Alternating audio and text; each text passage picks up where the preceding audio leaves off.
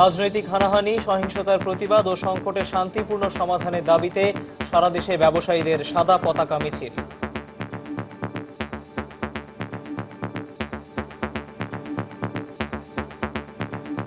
ব্যবসায়ীরা শান্তি চায়, শান্তি প্রতিষ্ঠিত না হলে ব্যবসায়ীরা আরো কঠোর কর্মসূচি দিতে বাধ্য হবে।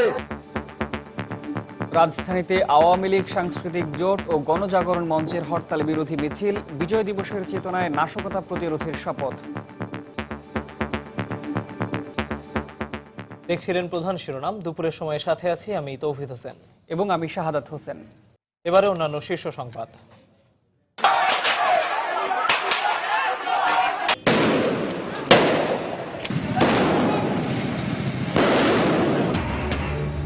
বিজয় দিবসের একদিন আগেও সারা দেশে জামায়াতের সহিংসতা, লালমনিরহাটের সংঘর্ষে ৩ জন নিহত, আহত অর্ধ শতাধিক। নাশকতা ও সহিংসতা প্রতিরোধে সারা দেশে নিরাপত্তা জোরদার, রাজধানীতে র্যাবের হেলিকপ্টার টহল। গত ১.৫ মাসে পূর্বাঞ্চল রেলে বড় ধরনের নাশকতার ঘটনা ৫০টি, জামায়াত শিবির কর্মীদের সঙ্গে খোদ রেল কর্মচারীদের জড়িত থাকার অভিযোগ। মালিকদের বিরুদ্ধে শ্রমিকদের সর্বনিম্ন মজুরি পরিশোধ না করার অভিযোগ, প্রমাণ পেলে আইনি ব্যবস্থা, বললেন শ্রম সচিব।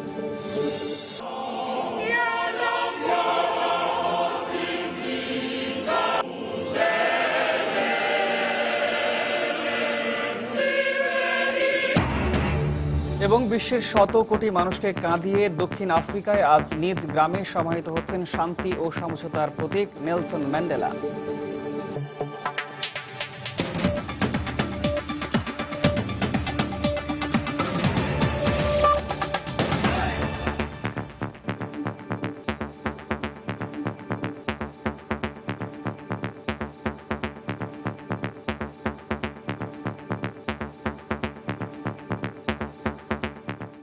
রাজনৈতিক হানাহানি ও সহিংসতা বন্ধের দাবিতে রাজপথে নেমে এসেছে ব্যবসায়ী সমাজ। পূর্ব ঘোষণা অনুযায়ী দেশজুড়ে সাদা পতাকা হাতে মিছিল ও অবস্থান কর্মসূচি পালন করেছেন ব্যবসায়ীরা। ব্যবসায়ীদের পক্ষ থেকে বলা হয়, সহিংস হরতাল অবরোধে স্থবির হয়ে পড়েছে ব্যবসা বাণিজ্য। প্রতিবাদ কর্মসূচিতে কাজ না হলে সাধারণ জনগণকে নিয়ে আরো কঠোর কর্মসূচি দেওয়ার হুঁশিয়ারি দিয়েছেন এফবিসিসিআই সভাপতি। বিপর্যস্ত অর্থনীতি ও বিনিয়োগ বান্ধব পরিবেশের অভাবে দিনের পর দিন লোকসান গুনতে থাকায় শেষ পর্যন্ত রাস্তায় নেমে আসলেন দেয়ালে পিঠ ঠেকে যাওয়া ব্যবসায়ী সমাজ। হাতে ছিল শান্তির রং সাদা। সমাবেশে যোগ দেওয়া ব্যবসায়ীরা জানালেন তাদের ক্ষোভের কথা। এই কর্মসূচি কিছু না হয়, পরবর্তী কর্মসূচিতে একত্রিত না, আমরা মনে করি পুরা পরিবার নিয়ে আমরা রাস্তায় নেমে আসবো। যে আমরা তো এখন তো আমাদের পিঠ দেয়ালে ঠেকে গেছে, এখন ঘরে বসে থেকে লাভ নাই। ব্যবসায়ী হিসেবে লোকজনের বেতন আছে 15 তারিখ ডেট, আমি দিতে পারতেছি না। এতগুলি লোকের দায় দায়িত্ব তো আমার কাঁধের উপরে। শুধু মতিঝিল নয়, রাজধানী জুড়েই সাদা পতাকা হাতে ব্যবসায়ীরা অবস্থান নেন। রাজনৈতিক দলগুলোর প্রতি আহ্বান জানান সংঘাত ছেড়ে শান্তিপূর্ণ সমাধানের। আপনারা দয়া করে দেশকে বাঁচান। দেশ না বাঁচলে আপনার রাজনীতি কোথায় যাবে সেটা আপনিও জানেন না। দ্রুত একটি সমাধান, গ্রহণযোগ্য সমাধান করা, এবং তা না হলে যে অর্থনীতির বিপর্যয় হবে, এই দুই নেত্রীকেই কিন্তু আমরা দায়ী করব। তবে এমন শান্তিপূর্ণ আহ্বানে যদি সহিংসতা বন্ধ না হয়, তবে এখানেই থেমে থাকবেন না ব্যবসায়ীরা। এফবিসিসিআই সভাপতি বললেন, সংঘাত নিরসনে ব্যবসা বান্ধব পরিবেশ ফিরিয়ে আনতে সম্ভাব্য সব রকম পদক্ষেপ নেবেন তারা।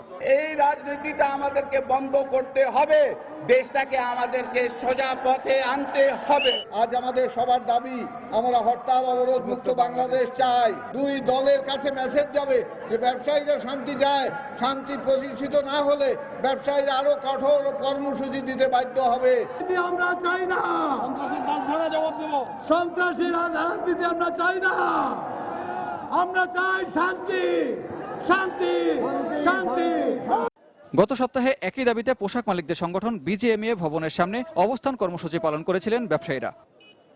সানবীর রূপল, সময় সংবাদ, ঢাকা। শুধু রাজধানী নয়, সহিংস রাজনীতির বিরুদ্ধে ফুঁসে উঠেছে সারা দেশের ব্যবসায়ী সমাজ। আর সংঘাত নয়, চাই সহনশীলতা। এই স্লোগানে দেশব্যাপী মানববন্ধন এবং সাদা পতাকা নিয়ে অবস্থান কর্মসূচি পালন করেন ব্যবসায়ীরা। দেশের চলমান সংঘাতময় পরিস্থিতি থেকে উত্তরণ ও ব্যবসা বান্ধব পরিবেশ নিশ্চিত করার দাবিতে এফবিসিসিআইয়ের উদ্যোগে চট্টগ্রাম, সিলেট ও ময়মনসিংহ সহ সারা দেশে এই কর্মসূচি পালিত হয়। ব্যুরো প্রতিবেদক ও জেলা প্রতিনিধিদের পাঠানো তথ্য ও ছবি নিয়ে ডেস্ক রিপোর্ট।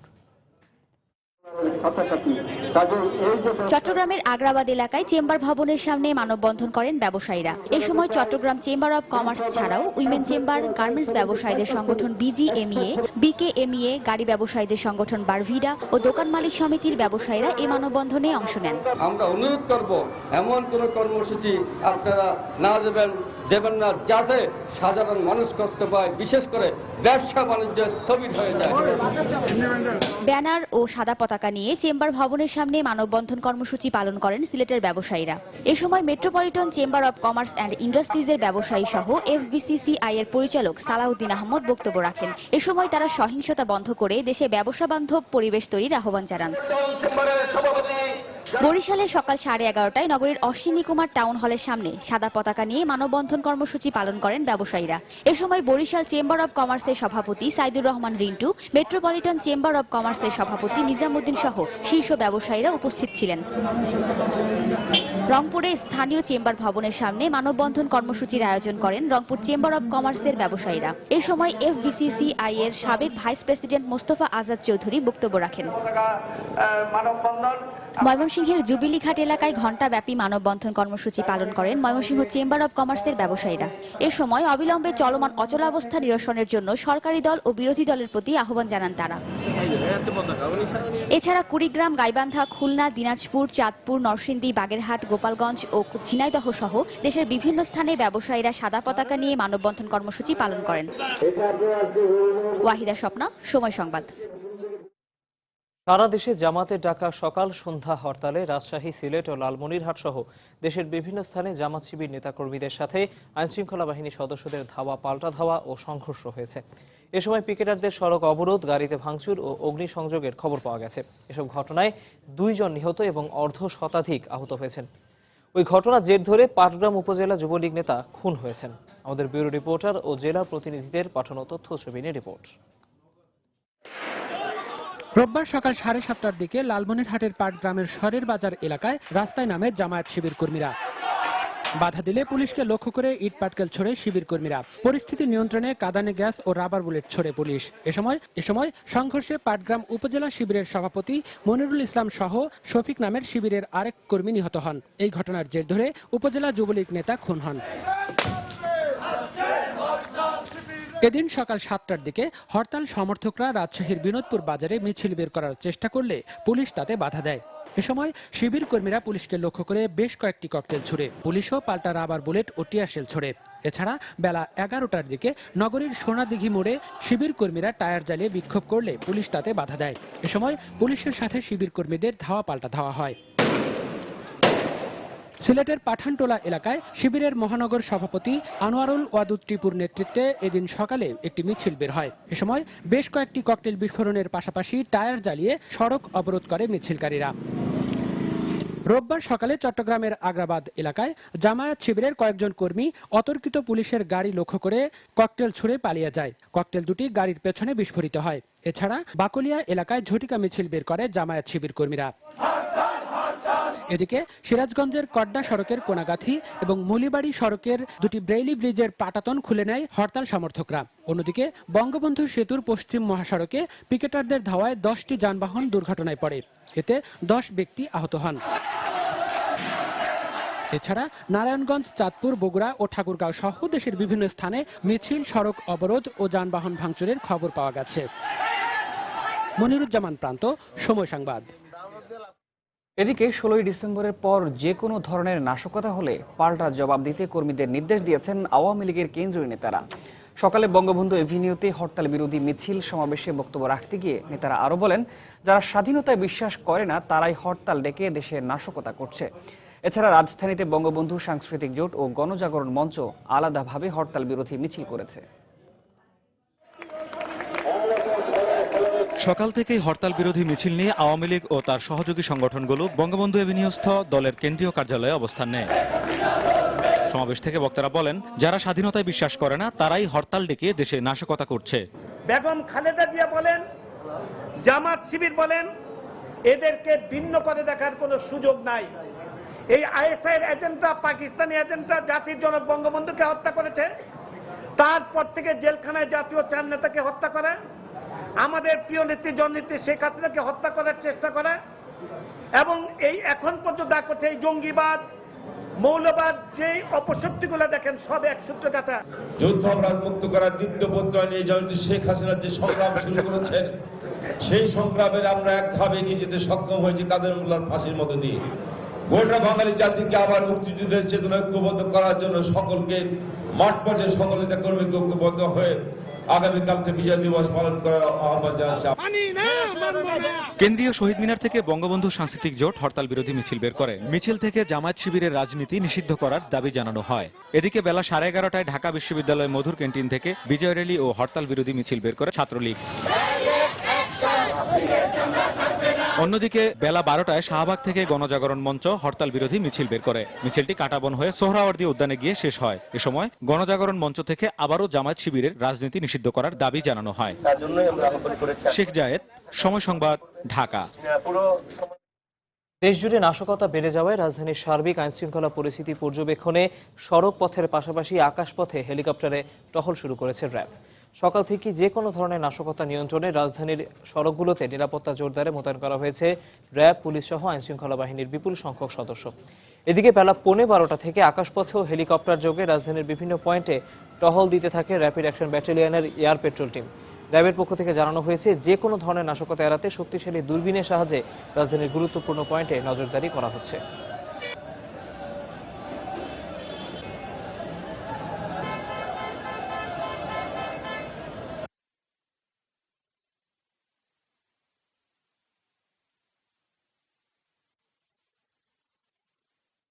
দুপুরের সময় আরো থাকছে সোহরাওয়ার্দী উদ্যানে বাংলাদেশের স্বাধীনতার ইতিহাস ধরে রাখবে 150 ফুট উচ্চতার সুউচ্চ গ্লাস টাওয়ার।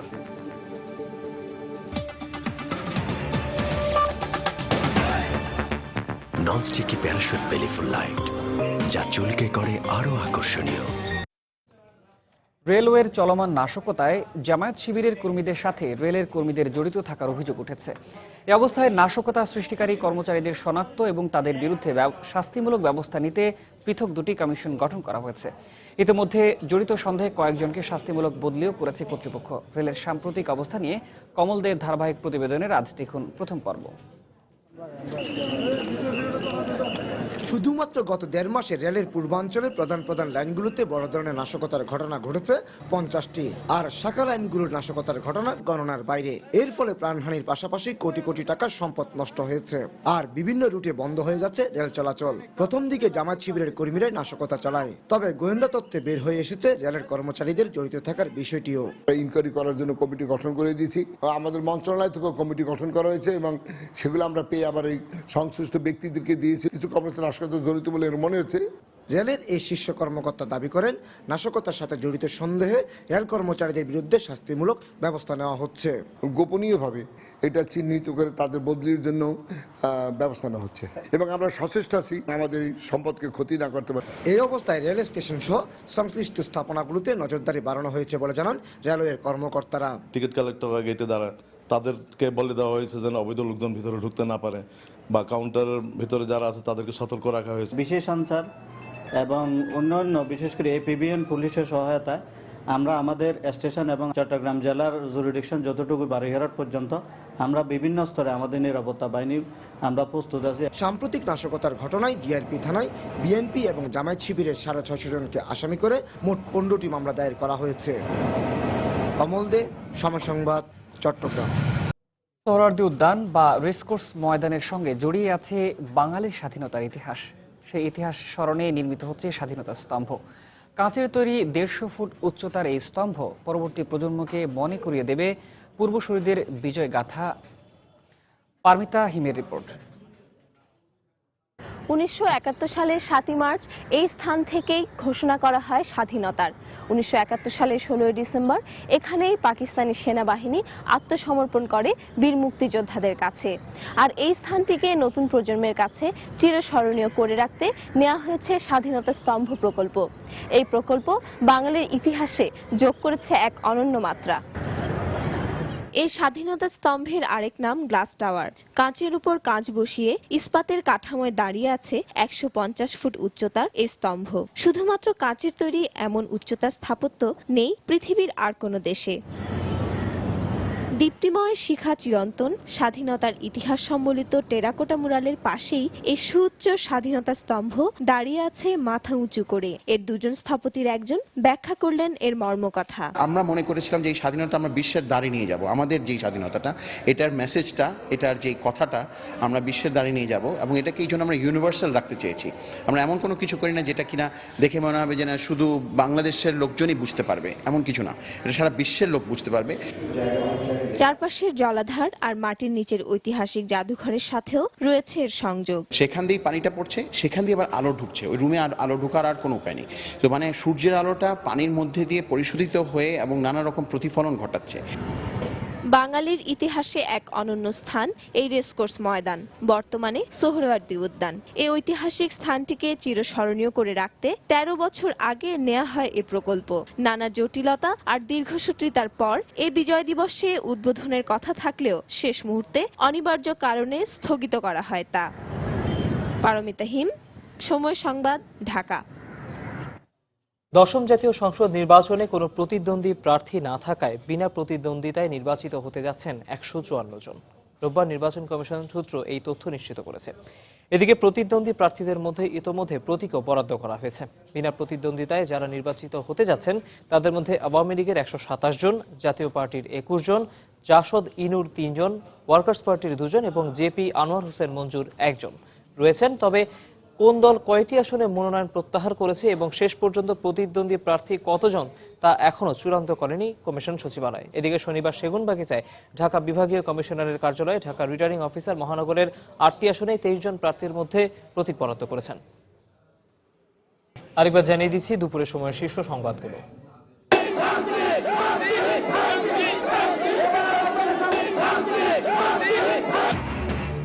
রাজনৈতিক সহিংসতার প্রতিবাদে সারা দেশে ব্যবসায়ীদের সাদা পতাকা মিছিল। রাজধানীতে হরতাল বিরোধী মিছিল থেকে নাশকতা প্রতিরোধের শপথ।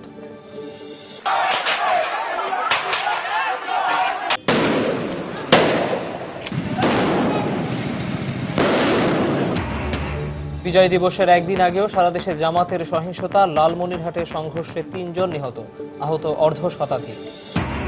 নাশকতা ও সহিংসতা প্রতিরোধে সারা দেশে নিরাপত্তা জোরদার। রাজধানীতে র্যাবের হেলিকপ্টার টহল। গত 1.5 মাসে পূর্বাঞ্চল রেলে বড় ধরনের নাশকতার ঘটনা 50টি। জামাত শিবির কর্মীদের সঙ্গে খোদ রেল কর্মচারীদের জড়িত থাকার অভিযোগ।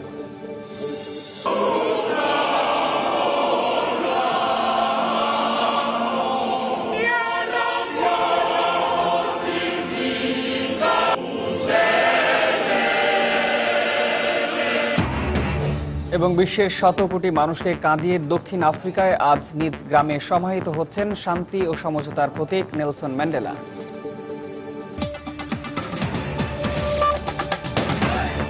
জাতীয় পার্টির চেয়ারম্যান হুসেইন মোহাম্মদ এরশাদকে যদি গ্রেপ্তার করা হয়ে থাকে তাহলে তা বৈধ প্রক্রিয়ায় হয়নি, আর যদি তাকে চিকিৎসার জন্য হাসপাতালে ভর্তি করানো হয়ে থাকে তাহলে সেটাও ঠিক হয়নি, কারণ তিনি সম্পূর্ণ সুস্থ। সকালে বারিধারার প্রেসিডেন্ট পার্কের বাসভবনের সামনে এই মন্তব্য করেছেন এরশাদের ব্যক্তিগত আইনজীবী অ্যাডভোকেট বখতিয়ার উদ্দিন খান ইকবাল। যদি বিধিবিধান মেনে তাকে গ্রেফতার করা হতো, নিশ্চয়ই তাকে ল এনফোর্সিং অথরিটি 24 ঘন্টার মধ্যে কোর্টে প্রডিউস করত। আর যদি উনি গ্রেফতার নাই হবেন তাহলে সেক্ষেত্রে যেহেতু উনি সুস্থ আছেন, ভালো আছেন, হসপিটালে জোর করে আটকে রাখার কোনো প্রয়োজন ছিল না, উনি বাসায় চলে আসতে পারতেন। 24 ঘন্টার মধ্যে তাকে সসম্মানে মুক্তি দেওয়া না হয়, জাতীয় পার্টির এরশাদ প্রেমিক সকল ছাত্র জনতা, যুব সমাজ এবং নেতাকর্মী রাজপথে আন্দোলনে বাধ্য হবেন। মজুরি বোর্ডের বেঁধে দেওয়া সর্বনিম্ন মজুরি ঠিকভাবে না দেওয়ার অভিযোগ উঠেছে অনেক শিল্প মালিকের বিরুদ্ধে। শ্রমিকদের চাকরি স্থায়ী না করে কৌশলে কম মজুরি দেন তারা। তবে শ্রম সচিব বলেছেন, অভিযোগ পেলে আইনি ব্যবস্থার বিধান রেখেছে সরকার। আর বিশ্লেষকরা বলছেন, দেরি করে মজুরি পুনর্নির্ধারণ করায় অনেক সময় মূল্যস্ফীতির সাথে সমন্বয় করা যায় না। সানবির উপলের রিপোর্ট। গত 5 বছরে মজুরি বোর্ডের অন্তর্ভুক্ত 42টি শিল্প খাতের মধ্যে 37টির ক্ষেত্রে মজুরি পুনর্নির্ধারণ করা হয়েছে। এর মধ্যে ব্যক্তি মালিকানার সড়ক পরিবহনে 6,700 টাকা, ট্যানারি 8,750, প্রিন্টিং প্রেস 5,000, কটন ও টেক্সটাইল মিলে 4,250 টাকা, আর সবশেষ পোশাক শিল্পে শ্রমিকদের সর্বনিম্ন মজুরি নির্ধারণ করা হয়েছে 5,300 টাকা। তবে চাকরি স্থায়ীকরণের জন্য অতিরিক্ত সময় নিয়ে কোনো মালিক বোর্ডের নির্ধারিত মজুরি মানেন না বলে অভিযোগ করেছেন শ্রমিকরা। আমি 12 বছর পর পার্মিনিং হয়েছি, বেসিক পাচ্ছি এখন 2978 টাকা। 1 বছর বা 6 মাস পরে পার্মিনিং এর 3 মাস পরে পার্মিনিং আমার করার দরকার ছিল, কিন্তু মালিক তা করে না। 2006 সালে শ্রম আইন অনুযায়ী পরিচালনা করা হয় মজুরি বোর্ড। একজন চেয়ারম্যান, শ্রমিক পক্ষের প্রতিনিধি, মালিক পক্ষের প্রতিনিধি এবং একজন নিরপেক্ষ সদস্যের বোর্ড মজুরি নির্ধারণ করেন। বোর্ডের বিধিতে আছে এ সংক্রান্ত যে কোনো তথ্য দেওয়া বাধ্যতামূলক। তবে মজুরি বোর্ডের দায়িত্বপ্রাপ্ত কর্মকর্তা এ বিষয়ে কোনো তথ্য দিতে চাননি। আর শ্রম সচিব বলেছেন, শ্রমিকদের সর্বনিম্ন মজুরি বাস্তবায়নে কাজ করছে সরকার। অবশ্যই আমি অস্বীকার করব না যে মালিকরা কিছু কিছু ক্ষেত্রে মজুরি দিয়েও ওনারা কোনো রিটেন ডকুমেন্ট দেন না, মালিকরা ওই শ্রমিকের পরিচয়পত্র দেন না, অ্যাপয়েন্টমেন্ট লেটার দেন না। এটা আমরা কন্টিনিউয়াস আমাদের মনিটরিং এ আছে। অভিযোগ আমাদের কাছে দেবে, আমাদের ইন্সপেক্টররা গিয়ে এখানে দেখবেন যে আদৌ এটা যদি না হয়, প্রতিষ্ঠান পরিদর্শকই ওই ফ্যাক্টরির এগেইনস্টে মামলা করবে।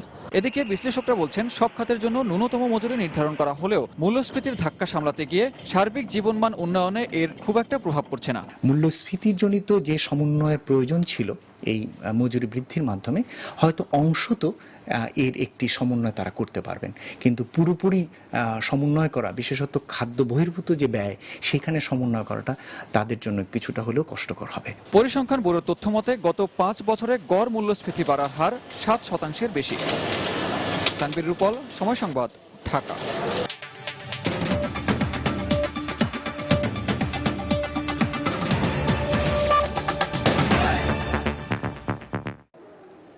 বিশ্বের শত কোটি মানুষকে কাঁদিয়ে দক্ষিণ আফ্রিকায় আজ নিজ গ্রামে সমাহিত হচ্ছেন শান্তি ও সমঝোতার প্রতীক নেলসন ম্যান্ডেলা।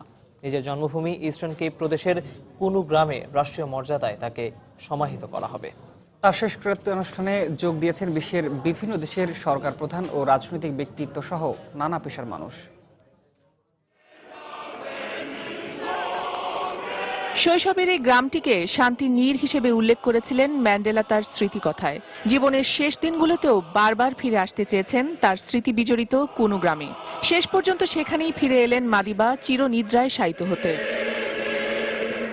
ম্যান্ডেলার নিজের গোত্র খোসার ঐতিহ্য অনুযায়ী নানা আয়োজনে সমাহিত করা হচ্ছে তার স্বজনদের কবরের পাশেই। শনিবার প্রিটোরিয়া থেকে মরদেহ ইস্টার্ন কেপ প্রদেশের কুনুতে আনার আগে বিমান বাহিনীর একটি ঘাঁটিতে বিদায় অনুষ্ঠানের আয়োজন করে ক্ষমতাসীন দল এএনসি। বিদায় অনুষ্ঠানে উপস্থিত ছিলেন দক্ষিণ আফ্রিকার প্রেসিডেন্ট জ্যাকব জুমা, ম্যান্ডেলার বর্তমান ও সাবেক স্ত্রী সহ এএনসির নেতাকর্মীরা।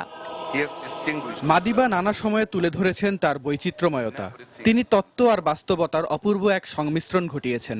তাকে আমরা সবসময় অনুভব করব। তিনি ছিলেন আমাদের নেতা, আমাদের পিতা, আমাদের অভিভাবক এবং এত কিছুর চেয়েও বেশি কিছু।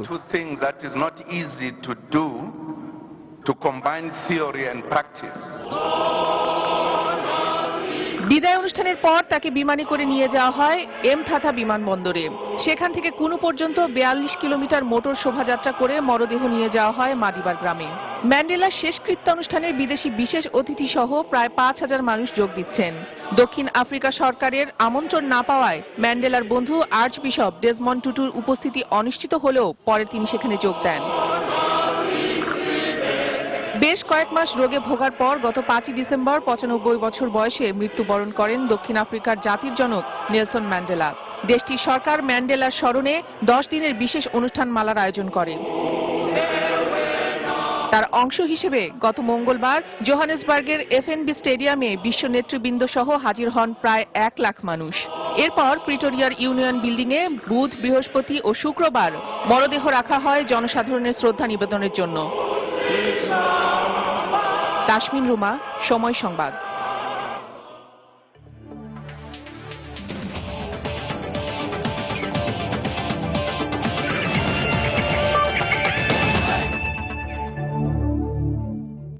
স্প্যানিশ লিগের খবর। নু ক্যাম্পে আবারও জ্বলে উঠলেন ব্রাজিলিয়ান সেন্সেশন নেইমার। তার করা জোড়া গোলে শনিবার রাতে ভিয়ারিয়ালকে 2-1 গোলে হারিয়েছে বার্সেলোনা। অন্যদিকে আবারও হোঁচট খেয়েছে রিয়াল মাদ্রিদ। স্টাডিও এল সাদারে 2-2 গোলে ড্র করে মাদ্রিদিস্তানদের থামিয়ে দিয়েছে ওসাসুনা। ঘরের মাঠে চ্যাম্পিয়ন্স লিগে সেল্টিককে বড় ব্যবধানে হারানোর আত্মবিশ্বাস নিয়ে ভিয়ারিয়ালের বিপক্ষে নামে কাতালানরা। 30 মিনিটে নেইমারের পেনাল্টিতে এগিয়ে যায় স্বাগতিকরা। এরপর অবশ্য 48 মিনিটে ভিয়ারিয়ালকে সমতায় ফেরান অধিনায়ক মুসাচ্চেও। তবে 68 মিনিটে আবারও ত্রাতা নেইমার। ফেব্রিগাস, সানচেজ ও নেইমারের দারুণ বোঝাপড়ায় জয়সূচক গোল পায় বার্সেলোনা। অন্যদিকে ঘরের মাঠে রিয়াল মাদ্রিদকে রুখে দিয়েছে ওসাসুনা। ক্রিস্টিয়ানো রোনালদোর ব্যর্থ হবার দিনে 2 গোলে পিছিয়ে যায় মাদ্রিদিস্তানরা।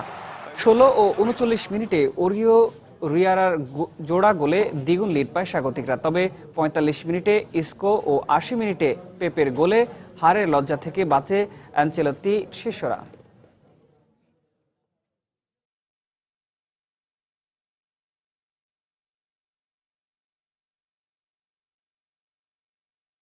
দুপুরের সময় এই পর্যায়ে শীর্ষ খবরগুলো জানিয়ে দিচ্ছে আরো একবার।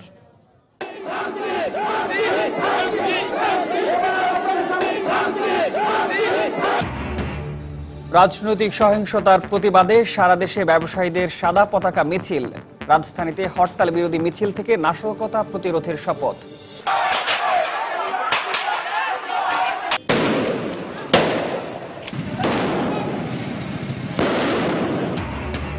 বিজয় দিবসের একদিন আগেও সারা দেশে জামায়াতের সহিংসতা। লালমনিরহাটে সংঘর্ষে 3 জন নিহত, আহত অর্ধশতাধিক। নাশকতা ও সহিংসতা প্রতিরোধে সারা দেশে নিরাপত্তা জোরদার। রাজধানীতে র্যাবের হেলিকপ্টার টহল। গত 1.5 মাসে পূর্বাঞ্চল রেলে বড় ধরনের নাশকতার ঘটনা 50টি। জামাত শিবির কর্মীদের সঙ্গে খোদ রেল কর্মচারীদের জড়িত থাকার অভিযোগ।